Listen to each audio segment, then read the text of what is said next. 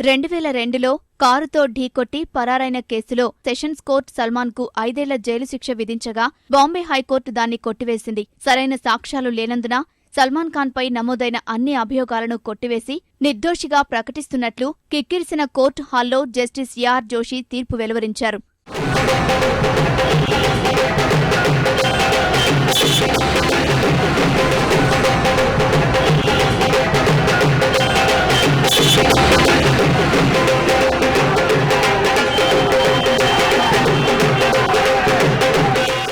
Salman ఖాన్పై అభియోగాల నిరూపణలో prosecution విఫలమైందని Bombay high court పేర్కొంది. కీలక సాక్షుల వాంగ్మూలాల్ని నమోదు చేయలేదని తెలిపింది. గాయపడ్డ సాక్షుల వాంగ్మూలాలు ఒకదానికి ఒకటి విరుద్ధంగా ఉన్నట్లు వెల్లడించింది.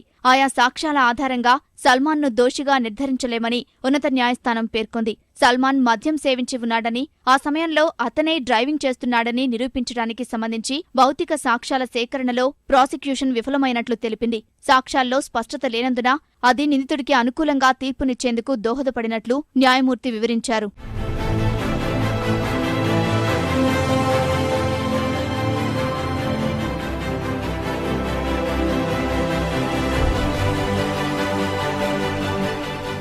మధ్యాహ్నం 1:00 కట్టుదిట్టమైన భద్రత మధ్య బాంబే హైకోర్టుకు వచ్చిన సల్మాన్ ఖాన్ తీర్పును విన్నారు. సల్మాన్ కేసులో ఉన్నత న్యాయస్థానం తీర్పును పూర్తిగా పరిశీలించాక తదుపరి చర్యలపై నిర్ణయం తీసుకుంటామని మహారాష్ట్ర ముఖ్యమంత్రి దేవేంద్ర ఫడ్నవీస్ వెల్లడించారు.